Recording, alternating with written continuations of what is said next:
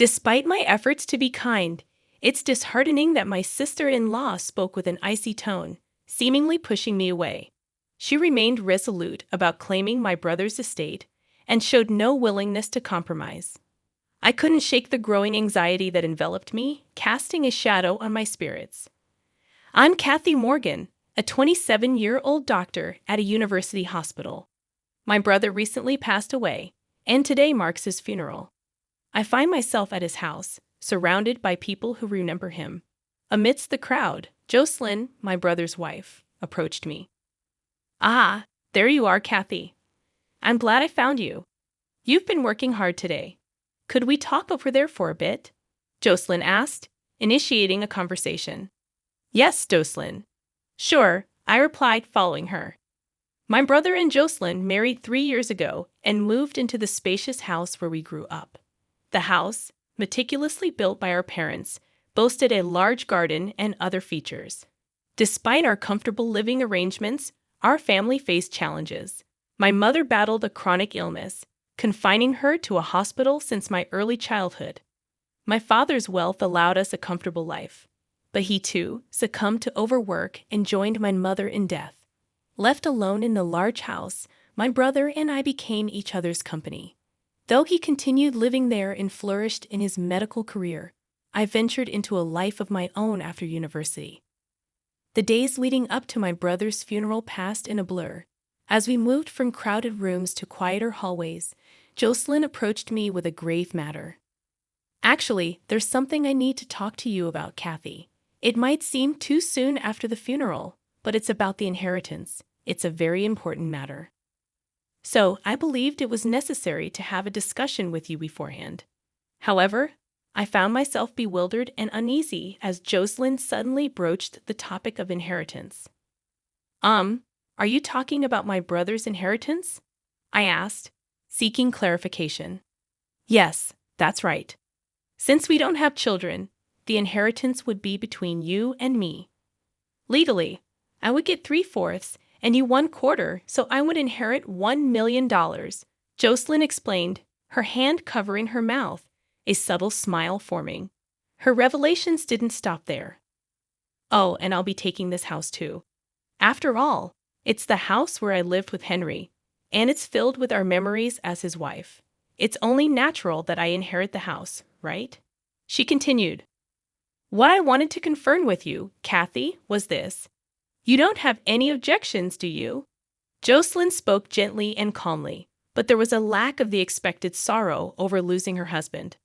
I had only met Jocelyn at my brother's wedding, making this our second encounter. The indescribable unease I felt during our first meeting returned as I observed her behavior. Back then, I only vaguely understood, but now, after losing my brother, she seemed to be revealing her true nature. Unable to contain my discomfort, I confronted Jocelyn. "Jocelyn, I think this is not the way such important matters should be discussed. Properly, on another day," I asserted. Upon my objection, Jocelyn suddenly turned distant. Her previously calm face tightened, and she looked at me with cold eyes. "Oh, is that so? I'm trying to be nice, and yet you don't understand. What a pity. Well, I have a reliable lawyer. I will make sure to get my share of the inheritance," she said, her tone condescending. "I married Henry because he came from a wealthy family. Why would I marry such a serious and boring man for any other reason? He was truly uninteresting, and I'm genuinely relieved that he's gone from this world." I couldn't believe what Jocelyn was saying. My bad premonition about my sister-in-law was proving true. Did my brother know this side of her? If he did, why did he choose to marry someone so unsuitable for him? Shocked and unable to say anything, I watched as Jocelyn walked away, having said what she wanted and seen my reaction. She probably felt there was no need to stay any longer. I stood there frozen, overwhelmed by complex emotions. Even after returning to my own home, I felt downcast and engulfed in gloom. I had a feeling that more unpleasant things might follow, leaving me restless as these thoughts weighed on me. I found myself reminiscing about the years spent with my brother, feeling as if my heart would burst. Realizing I was now alone, tears involuntarily traced my cheeks. Then, a precious promise I had made with my brother vividly came back to me, as if I were seeing it right in front of my eyes. Kathy, I decided when I grow up, I'll become a doctor. One good enough to cure Mom's illness. If Big Brother is going to be a doctor, then I'll become one too. We'll study together and find a cure for Mom's illness, right? Let's work hard to become doctors together. Then Mom will surely get better, my brother had declared, his face beaming with happiness. That important promise echoed in my mind after our mother passed away. My brother reaffirmed his resolve to me, saying, Kathy, I've decided to pursue medicine. There are many people like Mom fighting against diseases. I want to continue researching until we find a treatment for her illness. I shared his sentiment, and together we seriously aimed to become doctors. But now my brother is gone, and I felt the weight of working hard for both of us. 3 days later, a problem arose. I received a call on my cell phone from the hospital where my brother had worked. The caller, Robert, a subordinate of my brother, apologized for contacting me suddenly and expressed a need to discuss something regarding Henry's wife. Agreeing to meet at the hospital, I waited in the cafeteria for Robert. He soon appeared and got straight to the point after a brief greeting. He explained, Actually, yesterday, Jocelyn suddenly came to the ward. She brought some sweets, saying my husband received great care here. Then she asked who was the closest to her husband among his colleagues. Describing Henry as kind and dependable, Robert recounted their college days and work experiences. However, Jocelyn's line of questioning seemed to change, as if she was probing for something more. She then asked, Is there anything my husband was hiding from me? Instinctively feeling that getting further involved was dangerous, I answered, Not that I know of. Suddenly, Jocelyn raised her voice, demanding to see where her husband's belongings were. She insisted that she could check them right there, threatening consequences if anything hidden was found. Understanding that Jocelyn was searching for something related to the inheritance, Robert explained that he refused her request, citing the confidential and personal nature of the ward. However, she was later seen wandering around the hospital, probing other staff. I couldn't forgive Jocelyn for barging into my brother's workplace and troubling unrelated people. Deciding it was best to meet with her directly and settle things, I thanked Robert and was about to leave when Jocelyn appeared at the hospital entrance. It seemed like she was planning to probe around the hospital again today. Noticing me, Jocelyn approached and spoke. Oh, Kathy, what are you doing here? Were you thinking the same thing, perhaps? I found myself speechless, maintaining a silent demeanor as Jocelyn suddenly burst into laughter. You're searching too, aren't you? You don't have to hide it. Searching for what? Pretending you don't know Henry's will.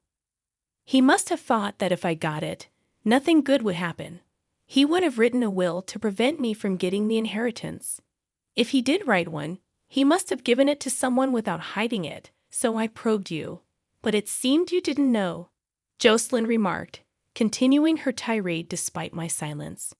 But really, Henry's sister, not knowing anything, he must not have trusted you. You didn't hear anything even when Henry was suffering, did you? Henry didn't rely on you, it seems, she continued, her words hitting me like a barrage. My head spun, and I gradually lost track of what my sister-in-law was saying. Given your reaction, you really didn't know. About a year ago, I noticed Henry's demeanor was different, so I asked him if something was wrong. Then he said he might be ill with the same disease as your mother. He looked very troubled. His complexion was poor too. Henry was often busy and away, and I was out too, so we didn't see each other much at home. But I noticed something was wrong with him. He must have been suffering mentally. As for me, I married him thinking I'd never have to worry about money. To be burdened with caring for a chronically ill husband was the last thing I wanted, Jocelyn confidently explained, seemingly unaware of the impact her words had on me. In shock, particularly about Henry suffering from an illness, I stood there stunned. Henry sounded normal during the occasional phone calls. He must have hidden it, not wanting to worry me. But I should have noticed something was wrong. We were the only siblings, and I didn't even know that he was suffering from the same illness as our mother. It was terrifying, especially since I had witnessed our mother suffer from it. While I was lost for words in shock, Jocelyn pressed on. Are you blaming yourself, Kathy? Honestly, you and your brother are too serious and gloomy. It's sickening. I can't wait to get the inheritance and say goodbye to such dreary people. After her cutting remark, Jocelyn was about to leave when Robert's voice came from behind me.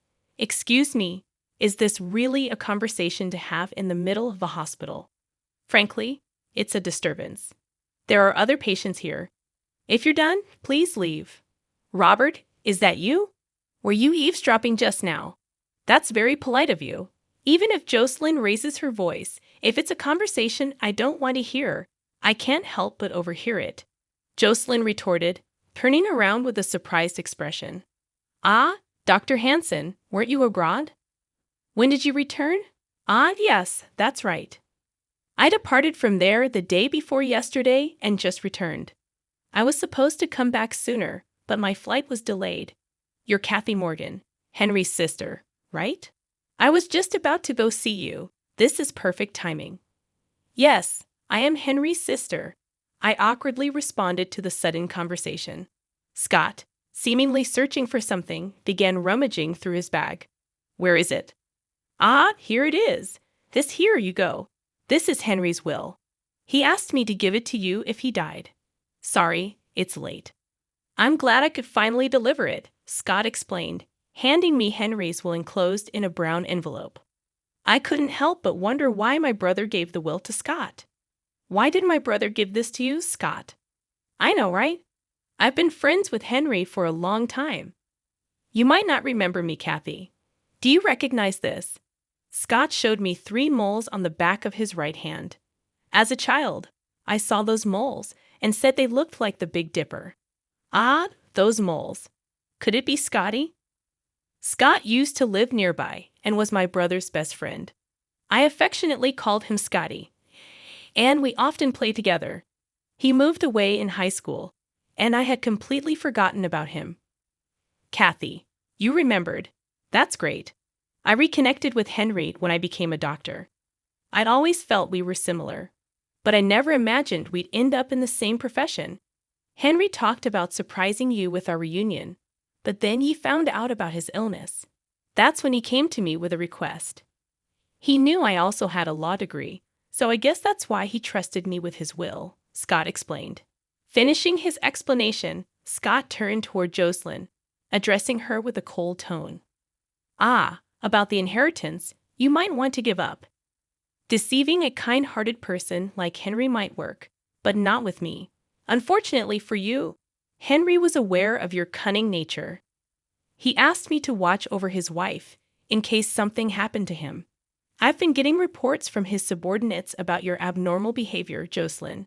You were planning to find the will, forge it, and claim the inheritance, weren't you? But if it's too late now, it's in your best interest to back off quietly. Besides, Henry said the right use of the inheritance is something only my sister Kathy would understand. I see, so that's how it is. But to trust a sister who didn't even know about her brother's illness to leave a large sum of money to such a young girl, really, what was he thinking? Who knows what she'll use it for? Jocelyn maintained a defiant attitude, but her face had paled slightly. Looking around, I noticed a crowd had gathered due to the commotion. Among them were young doctors talking to each other. Hey, isn't that the person who wrote that paper and made headlines recently, right? I was thinking the same. That's Kathy Morgan, Henry's sister. I read her paper on rare disease research, and it was truly impressive. I heard she's going to do research abroad soon. The conversation among the young doctors caught the attention of other medical personnel, causing a buzz in the area. More discussions were overheard. Isn't that Henry Morgan's wife causing a scene? She's famous for being seen around Fifth Avenue. Oh, well, that's true. Shopping for luxury brands, going on trips, living a flashy life. I heard she's been supporting a gigolo. Maybe she's after the inheritance. That's possible. I mean, she's been wandering around the hospital, asking questions. It's creepy. Amidst various conversations, I realized I hadn't yet checked the will from my brother. I peered into the brown envelope in my hands. Inside, there was a piece of stationery and a white envelope marked Will. Upon opening it, I saw it began with "To Kathy" in my brother's handwriting. As I read through it, I was so shocked by the contents that I instinctively handed the will to Scotty. "Scotty, this is..." After reading the will, Scotty smiled quietly and addressed Jocelyn. "Jocelyn, it seems you've lost. Henry was planning to end his marriage with you. The letter says so. About the marriage certificate you forced him to write, it seems Henry never submitted it, so he wanted to assure his sister that she could rest easy. You and Henry were effectively in a common law marriage. You never had any right to the inheritance in the first place. That's a lie. There's no way he would do such a thing." Jocelyn's momentum faded, and she began muttering quietly to herself. "Kath, can I see that envelope too? May I?" "Oh, sure."